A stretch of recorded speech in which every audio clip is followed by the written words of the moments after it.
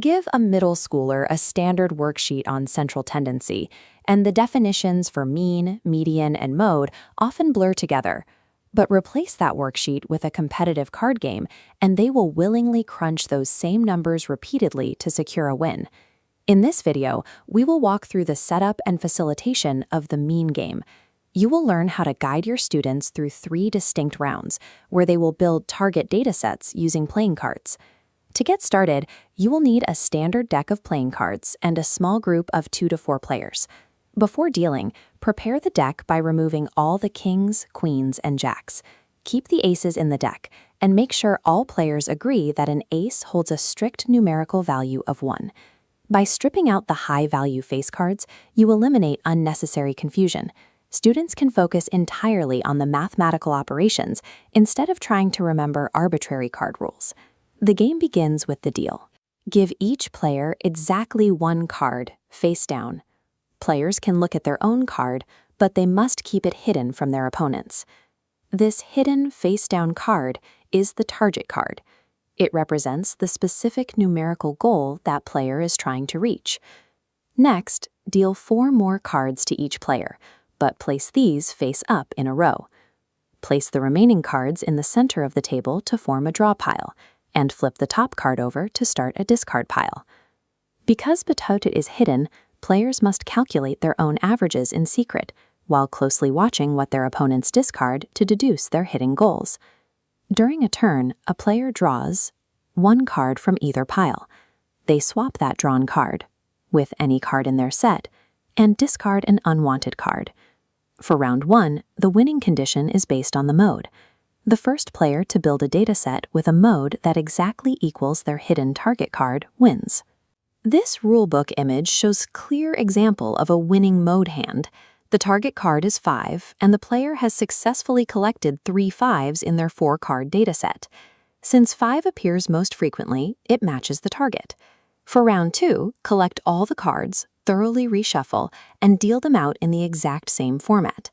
This time, the objective shifts to matching the median. Because the dataset always contains an even number of cards, 4, players must apply the specific rule for even datasets. They have to mentally order their 4 cards from lowest to highest, add the 2 middle values together, and divide by 2. Here is how that looks in practice on the rule sheet. With a target card of 7, the player orders their hand as 5, 7, 7, and 9. The 2 middle numbers are 7s, which average out to exactly 7, securing the win. Moving to the median pushes students out of simple pattern recognition. They now have to actively apply a mathematical formula on every single turn. Round 3 requires another reshuffle and the same layout. Now, the objective is the most complex of the 3, matching the mean or average.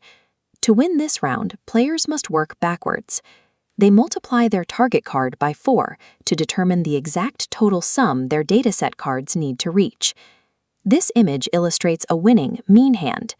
The target is 5. Multiplying 5 by 4 gives a required sum of 20. The dataset cards 10, 3, 2, and 5 add up to exactly 20. There is a structural math problem you need to watch out for in round 3. It occurs if a player is dealt a 1 or a 10 as their target card. To achieve a mean of 10, a player needs all 4 of their dataset cards to be 10s. But because their hidden target card is already a 10, only 3 10s are left in the entire deck. The math is literally impossible to complete. To fix this, use the official exception rule. If a player receives a 1 or a 10 as a target card, they can instantly swap it with one of their dataset cards, or draw a fresh target card randomly from the deck. Dealing with this limitation immediately ensures the game remains fair and prevents players from getting stuck in an unwinnable loop.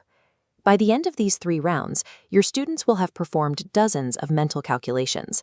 They are rapidly testing numbers, calculating sums, and finding averages, all to build their desired datasets. Once a winner is declared, the focus shifts. This is the transition from calculating numbers to analyzing the results as a group. Use structured math talk prompts during the post-game debrief. Ask players to explain their strategies aloud using precise statistical vocabulary. You might ask the group whose dataset was the most consistent and why. Or you can ask a player to explain exactly how swapping out one high card pulled their overall average up or down. Moving these concepts off the page forces students to justify their choices. Statistical thinking emerges when players argue over their data and defend their strategies using precise language.